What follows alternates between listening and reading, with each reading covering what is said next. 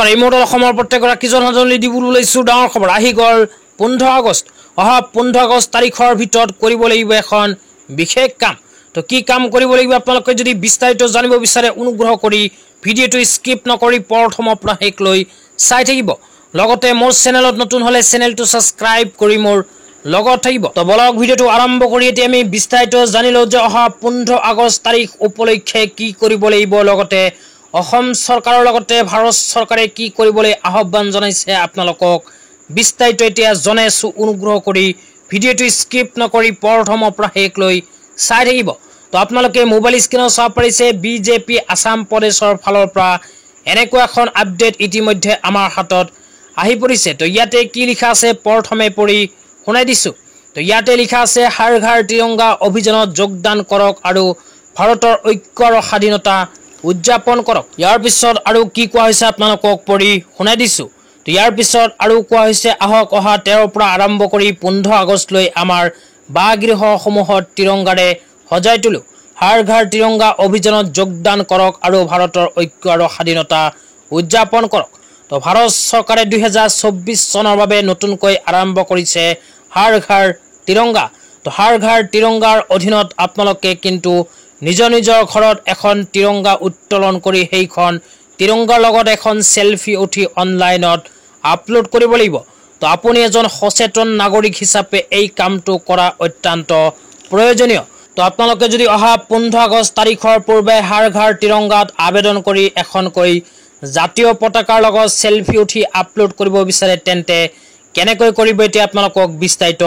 জনাই দিছো তো ইয়াৰ কাৰণে নিজৰ মোবাইলৰ ক্ৰোম ব্ৰাউজাৰটো ওপেন কৰি সাৰ্চ বাৰত লিখিব জাস্ট হৰ ঘৰ তিৰংগা তো হৰ ঘৰ তিৰংগা লিখি সাৰ্চ কৰি দিলে এনেকুৱা ইন্টাৰফেস আহিব অহাৰ পিছত অকমান তলত লিখা চাব পাৰিব হৰ ঘৰ তিৰংগা তো হৰ ঘৰ তিৰংগা যে লিখা আছে এইটো অপচনত ক্লিক কৰিব লাগিব তো ইয়াতে যেতিয়া ক্লিক কৰি দিব ক্লিক কৰি দিয়াৰ লগে লগে অফিচিয়েল ৱেবসাইটটো আপোনালোকৰ মোবাইলত এনেকুৱাকৈ ওপেন হ'ব তো ওপেন হোৱাৰ পিছত ইয়াতে লিখা চাব পাৰিব টেক প্লেস তো টেক প্লেস যে লিখা আছে এই অপশনটোত আপোনালোকে ক্লিক কৰিব লাগিব তো ইয়াতে যেতিয়া ক্লিক কৰি দিব ক্লিক কৰি দিয়াৰ লগে লগে আপোনালোকৰ সন্মুখত এনেকুৱা ইন্টাৰফেস আহিব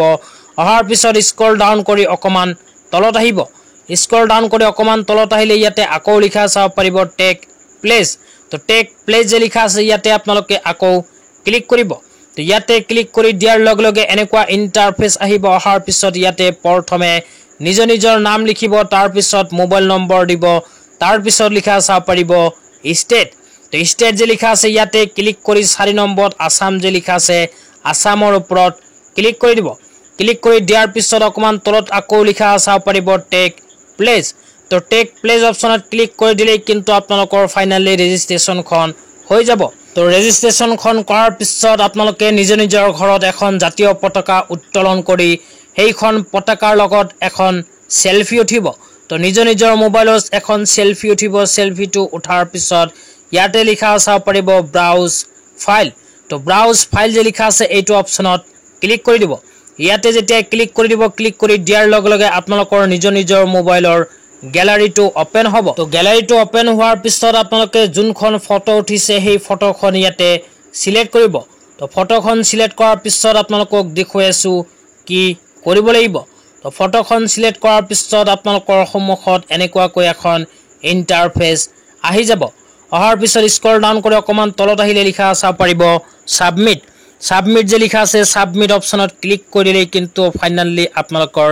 হৰ ঘৰ তিৰংগা আঁচনিৰ সেলফিখন আপলোড হৈ যাব তো এনেকুৱাকৈ অহা 15 আগষ্ট তাৰিখৰ পূৰ্বে আপুনি এজন সচেতন নাগৰিক হিচাপে জাতীয় পতাকাৰ লগত সেলফি উঠি সেই সেলফিখন হৰ ঘৰ তিৰংগাৰ অফিচিয়েল ৱেবসাইটত আপলোড কৰি দিব।